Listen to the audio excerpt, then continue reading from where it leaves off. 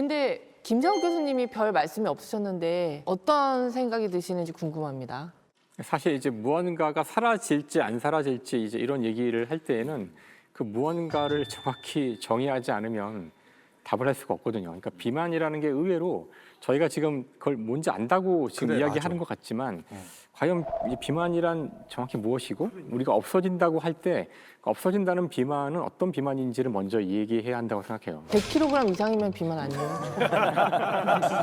그런 것도 쉬운, 그렇게 하자면 그게 비만이 되겠지만 과연 그게 맞는 그런 비만의 정의일까요? 이제 원래는 기준이 되는 게 BMI죠. BMI만 아마 들어보셨을 때 이게 체질량 지수거든요. 그러니까 체질량 지수라는 거는 몸무게를 킬로그램 단위 몸무게를 키의 제곱, 키는 이제 미터로 해서요.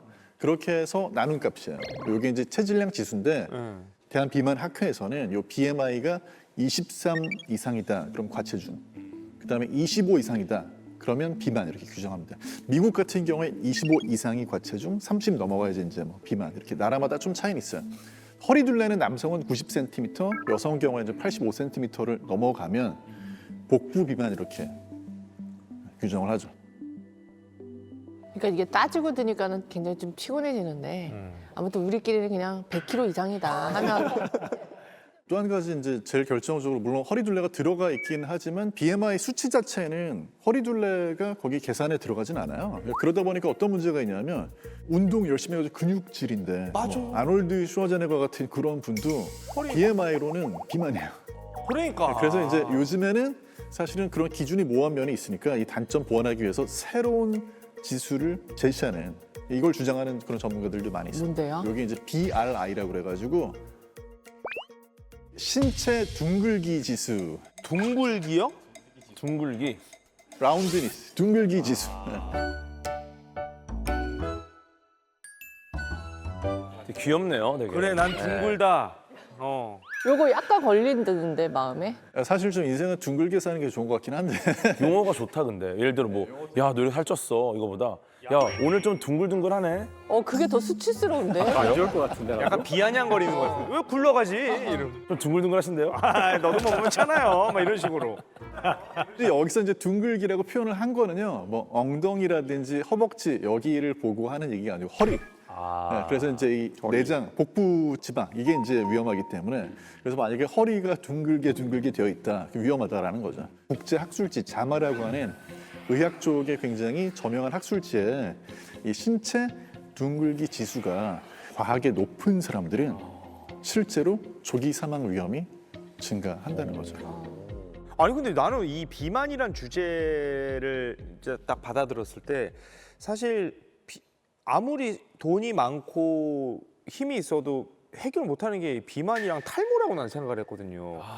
근데 진짜 이 10년 안에 비만이 사라진다? 그러면 이거는 인류 역사상 너무 큰 발자취가 아닌가. 이거 기술 개발하신 분 노벨상 받아야 될 것 아니, 같아. 그러니까 줘야 되는 거 아닙니까, 교수님? 그럴 거라고 생각합니다. 근데 이게 원래 갑자기 태어난 게 아니고 원래 있던 거를 다른 목적으로 지금 사용하는 거거든요. 그러니까 원래 비만 치료제로 개발된 게 아니라 당뇨 치료제였는데 이게 부작용이 오히려 긍정적으로 작용한. 잠깐만. 우리가 얘기하는 게 이게 비만 치료제잖아요. 그러니까 탄생의 목적은 그럼 다른 이유가 있었다는 거예요? 그러니까 아까 얘기했던 오젬땡이라는 게 원래 2형 당뇨병 치료제였어요. 근데 이 치료제를 계속 사용했더니 환자들이 살이 빠지는 거예요. 그런 부작용이 있었다는 거죠. 네. 그래서 이게 도대체 왜 그러지 하고 자세하게 살펴봤더니 그 주성분이 세마글루타이드. 그래서 이걸 가지고 약을 만들어 보면 되겠구나 해서 탄생한 약인 거죠. 근데 비만이 아니면서 그냥 살 빼려는 목적으로 처방받는 사람들도 분명히 있을 것 같거든요. 그런 일이 미국에서는 이미 일어나고 있대요. 네. 이미 비만 치료제도 되고 당뇨약도 되는데 이 그 같은 성분의 두 가지 약이 있는데 다이어트 목적으로 쓰는 약이 수급이 좀 저조해진다. 그러면 당뇨 치료제였던 거를 같이 처방을 해서 쓸 수가 있겠죠. 이게 그 오프라벨이라고 해가지고 그러니까 원래 지정된 용도 말고 다른 용도로 이렇게 쓰게 되는 경우 그런 일들이 좀 늘어나가지고 실제로 그 당뇨 때문에 치료 목적으로 이 약이 필요한 사람들이 오히려 좀 구하기가 힘들어지고 아 진짜. 네, 다이어트 치료를 하려는 사람들이 더 많이 구하게 되고 비만 환자가 쓰는 약이랑 그러면 당뇨 환자가 쓰는 약이랑 거의 뭐 같은 약을 쓰는 거나 마찬가지인 거네요. 그러니까 제약회사 입장에서 얼마나 행제겠어. 당뇨약으로 만들었는데 그렇지. 이게 비만 치료까지 돼버리니까 난리가 난 거죠 지금. 그렇죠, 그렇죠. 그래서 현재 유럽 시가총액 1위 기업이 어딘지 아세요? 유럽 시가총액 1위가 거기 아니에요? 그거 LV. 루이비 땡? 바로 위고땡을 만든 노보노디스크입니다. 아 위고땡이 이겼어요? 네, 루이비땡. 야 명품을 그렇게 팔아도 예, 그 위고땡을 비싼 못 이겨? 명품을 팔아도 술로 유명한 LVM땡 네. 다 제치고 압도적인 유럽 시가총액 1위 자리에 있습니다. 이거 봐. 야, 보세요. 30배? 30배가 됐다고? 아. 30배가 고작 20년 만에 벌어진 일이에요. 세계 전체로 봐도 시가총액 15위. 우리나라 삼성이 28위에 있으니까. 야, 노보노디스크의 기업 가치 얼마나 큰지 감이 오시죠?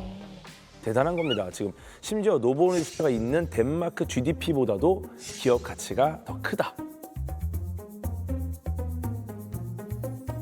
그 회사가 지금 너무 주가가 올라가지고 덴마크 환율이 완전히 급등했대요. 그러니까 오히려 지금 덴마크 안에서는 경제 지표 할 때 요거 빼야 된다. 왜냐하면 다른 경제 상황 별로 좋아지지 않는데 이 회사 때문에 너무 좋아진 것처럼 보이는 거예요. 그 정도로 지금 엄청난 거죠. 그러니까 이게 살에 대한 이 강박, 이 살을 빼고 싶어하는 인류의 이 갈망이 있다니까요. 그러니까요. 또 다른 비만 치료제로 유명한 미국의 일라이 릴라는 회사가 있습니다. 여기가 이제 현재 시총 10위를 차지하고 있어요. 네. 그러니까 지금 비만 치료제 관련된 기업들이 전부 상단에 지금 위치해 있는 거죠. 네. 요즘 이 시기에 쫙 올라간 겁니다. 뭐 제 옆에 뭐 홍진경 씨도 있지만 우리 인간이 기본적으로 돈 냄새 이런 거 내 얘기를 왜 하는 거야? 돈 냄새 얘기하는데. 이게 이제 맞고 쫓아가거든요. 그러니까 이게 이렇게 갑자기 막 덴마크 나라 막 환율 자체가 막 요동을 치고 이 정도면은 진짜 10년 안에 이 사업으로 비만 사라질 수도 있을 것 같다라는 생각이 들긴 하네요. 근데 이런 말 있잖아요. 맛있게 먹으면 0칼로리.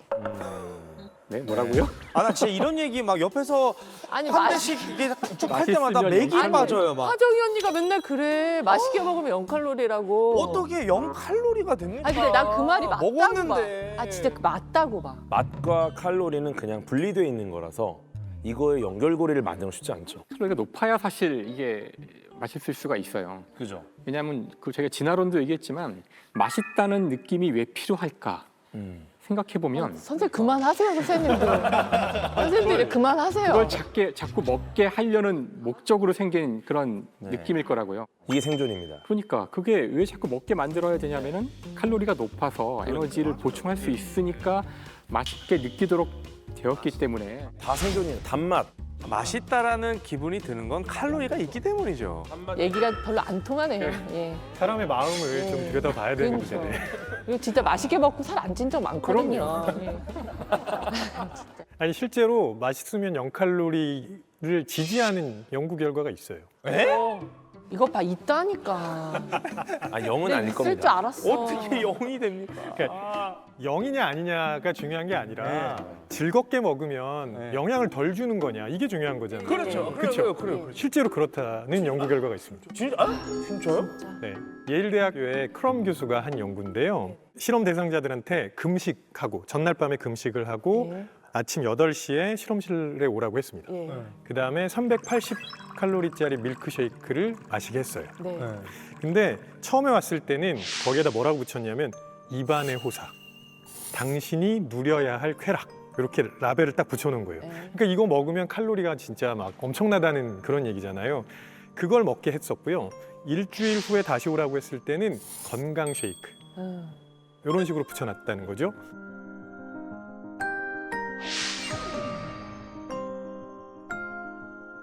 그 다음에 뭘 측정했냐면 배가 고플 때 나오는 호르몬인 그렐린을 측정합니다. 그랬더니 입안의 호사라는 그 쉐이크를 마셨을 때 건강 쉐이크를 마셨을 때보다 그렐린 수치가 3배 정도 낮게 나왔습니다.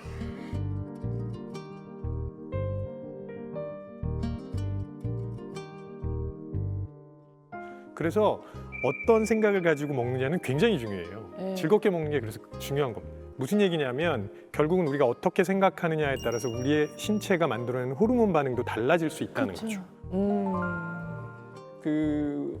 맛있으면 0칼로리라는 말이 그 죄의식, 죄책감과 더 관련이 있지 않을까 생각하고 저도 정말로 실제로 그랬으면 너무너무 좋겠다고 생각을 하면서도 또 그런 것도 있어요. 내가 뭔가를 먹었는데 생각 없이 먹었는데 너무 맛있어. 그러면 칼로리를 왠지 한번 보게 돼요. 우리가 칼로리는 맛을 재는 단위라는 말도 있잖아요. 그래서 이렇게 맛있으면 분명히 뭔가가 들었어라는 생각이 드는데 맛을 재는 단위다. 근데 이게 좀 전에 얘기한 죄의식이 저는 되게 중요하다고 보거든요. 보통 이제 칼로리를 우리가 수치로 확인을 하다 보니까 도움이 되는 부분이 분명히 있어요. 이게 어느 정도인지 이렇게 확인하고 도움이 되는 부분이 있는데 잘못하면 그 숫자에 집착하기 시작하거든요. 그래서 폭식증 같은 섭식 장애를 겪는 분들이 이 칼로리로 표시되는 숫자에 너무 집착을 하는 거예요. 그게 상당히 큰 부작용이죠. 그래서 그 수치 보면서 아 내가 이 정도 먹으면 안 되는데 이렇게 자꾸 죄책감 가지고 죄의식 느끼니까 폭식하고 다 구토하고 이런 게 반복이 되기도 합니다.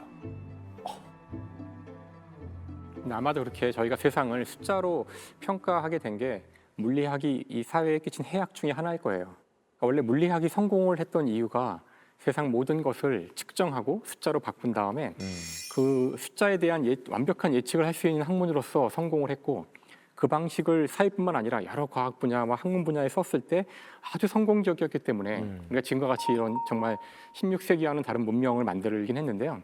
근데 문제가 이제 물리학의 그런 방법이 지금 우리가 이야기하고 있는 무엇이 아름다운 것이고 무엇이 비만이고 무엇이 행복한지 이런 데까지 써도 되는지는 확실하지 않은데 숫자로 쓰는 순간 바로 비교가 되잖아요. 너 몇 평짜리 집에 사니? 그러는 순간 사실 집이란 거는 각자가 좋은 형태로 여러 가지로 만들 수가 있는데 숫자로 쓰는 순간 80은 70보다 크고 70은 60보다 크기 때문에 바로 그들의 모든 행복과 가치가 바로 비교가 되는 이런 무리한 일이 벌어져요. 그러니까 아까 우리가 비만을 얘기했지만 그 사람이 정말 건강한지 그 신체가 적당한 현재의 지방을 갖고 있는지 이런 거는 많은 것들을 생각해야 되는데 그걸 숫자로 한다는 숫자를 것이 쓰기 위해서는 뒤에 뭔가 유닛이 붙잖아요. 단위가 필요한 거잖아요. 그러면 지금 얘기하고 있는 비만 여기에서 가장 많이 등장하는 단위가 지금 칼로리인데 그렇죠. 이것도 혹시 물리학에서 저지른 그거는 아니고요. 사실 물리학자가 보기에는 정말 칼로리 짜증나요. 아 그래요? 그러니까, 아니 그러니까 난 그 단위를 얘가 얼마나 몇 칼로리인지 이거 측정하는 방법도 난 궁금하고. 일단 칼로리라는 거는 기본적으로 에너지의 단위예요. 살찌는 단위가 아니고요? 네, 에너지라는 거는 난 살찌는 단위인 줄 알았어. 맛의 단위. 그렇게 오해가 되는데 그러니까 이게 열량에서 온 단위인데 결국은 이게 에너지거든요. 그래서 물리에서는 에너지를 기술하는 그 공식적인 단위가 있어요. 표준 단위가 있어요. 마치 길이를 잴 때 가장 공식적인 단위는 미터거든요. 근데 다 아시다시피 미국에 가면 미터를 쓰지 않고 마일 같은 거 쓰니까 되게 짜증이 나거든요. 그래서 하나의 물리량에 대해서 여러 단위를 쓰면은 이걸 변환해야 되기 때문에 짜증이 나는데 똑같은 문제가 바로 칼로리에 있는 거죠. 원래 물리학의 공식 단위는 주울이에요. 줄 맞아요. 근데 오히려 일반인들은 주울을 잘 모르고 칼로리가 더 익숙하시잖아요. 그러니까 19세기 중반에 와서 보니까 칼로리라고 화학자들이 쓰던 이 단위가 물의 온도를 높일 때 들어가는 어떤 열의 단위인데요. 근데 이것이 물리학자들이 보니까 이건 그냥 에너지였던 거예요. 그래서 지금 와서는 우리가 이거 몽땅 다 주울로 통일하면 좋겠는데 이미 벌써 칼로리가 너무 널리 쓰이다 보니 그래서 아주 안타까운 그런 단위예요. 칼로리는. 저는 지지합니다. 왜냐하면 줄이라는 과학자가 훌륭한 분이에요. 이분이 뭘 지지한다고요? 줄이요. 줄을 그렇죠. 그럼 이제 맥도날드 땡 가면 다 햄버거 세트가 몇 줄 이렇게 나오는 거죠. 그렇죠. 줄을 쓰면 좋을 실제로 텐데. 유럽 여행을 하다 보면 유럽에 이제 슈퍼마켓 같은 데 가서 식품을 이렇게 집어들면은 포장면에 그 칼로리하고 킬로줄이 같이 표시돼 있어요. 역시 줄은 진짜 우리가 다시 한번 좀 얘기를 해볼 필요가 있을 것 같아요. 우리가 이과생들은 이렇게 들어보면 줄, 이제 뭐 단위, 사람 알겠는데 문과 쪽에서는 줄이 줄자를 말하는 건가? 아니, 이렇게 너무 무시하신다. 수도 있으니까. 아니 저기요, 줄에 저기요, 대해서. 저기요. 줄이 너무 사람 괜찮은 사람이었어요. 언제 만나보셨어요? 아 만나보셨나요? 근데 뭔가 한 분야 연구했던 사람이 단위의 이름을 썼다는 대단한 거죠. 대단한 거죠. 거고, 그거는. 그다음에 줄이 표준 단위이기 때문에 이게 뭔가 계산하기 되게 편해요. 그러니까 1kg짜리 물체가 여기 있다 그러면 이걸 제가 이렇게 손으로 잡아서 1m를 들어 올리는 동안 에너지를 써야 되거든요. 네. 예, 이때 들어간 에너지가 10줄이에요. 10줄. 그러니까 이건 대단히 쉽게 시간을 알 수가 있잖아요. 네. 그다음 1kg짜리 물체가 1초에 1m의 속도로 이렇게 움직이는 이때 에너지는 0.5줄이거든요. 그러니까 계산하기 좋은데 칼로리는 물을 끓여야 돼요. 물을 끓여서 근데 계산하기 좋다는 걸 아무도 이해를 딱 들은데 물 끓이는 게 심플하지 않나? 그러니까 이게 표준, 아니 너무 무시한다. 그러니까 이게 표준 단위이기 내가 때문에 그렇게 생각하는지 어떻게 알아요? 근데 누나 물 끓이는 게 좀 심플하지 않아요? 그게 심플하긴 하지. 물을 끓일 때 그러니까 대단히 추상적 개념이지만 이제 조를 사용하면은 이제 표준 단위일 때 맞아요. 1m, 1kg, 뭐 111을 썼을 때 1에 가까운 숫자들이 나오는 거죠. 그러니까 이게 훨씬 더 물리학자는 편한데 이제 칼로리를 끓이는 거는 쓰면 너무 통제할 게 많고 그러니까 심플하지 어떻게 않아요. 온도를 다 재고 물이 끓는다는 것도 정의가 굉장히 어렵고 뭐 기포가 밑에냐 저기 위에냐 나중에 버글버글이냐 대기실 가서 또 말씀하세요 두 분이. 아 근데 칼로리 자체가 사실 다이어트하는 분들한테도 정말 좀 도움이 안 되는 잘못된 정보가 그 안에 들어있는 게 우리가 칼로리를 얘기를 할 때는 뭐 이렇게 물을 끓이는 그런 걸로 환산하는 거기 때문에 쉽게 얘기해서 우리 몸으로 소화 흡수되는 거에 대한 고려가 전혀 없어요. 그러니까 우리가 생각하기에는 예를 들어서 흰 빵으로 100칼로리를 먹었을 때하고 아몬드로 100칼로리를 먹었을 때 똑같은 양이 우리 몸으로 흡수돼서 들어올 거라고 생각하지만 사실은 흰빵 같은 경우는 또는 뭐 주스 같은 경우는 거의 완벽하게 소흡수되는 거고 잘 들어오죠. 예, 아몬드 같은 경우는 뭐 이렇게 꼭꼭 씹어 먹지 않는 이상은 심지어 꼭꼭 씹어 먹어도 이게 그 안에 들어있는 모든 영양소가 다 소화 흡수될 수는 없거든요. 근데 이런 것들은 사실 사람마다 좀 차이가 있을 거고 계산하기도 복잡하기 때문에 식품에 표시되어 있는 그 칼로리 열량 표시는 사실은 부정확해요. 아니 근데 그거는 있죠. 그렇게 뭐 빵과 아몬드처럼 종이 다른 거 말고 같은 종이어도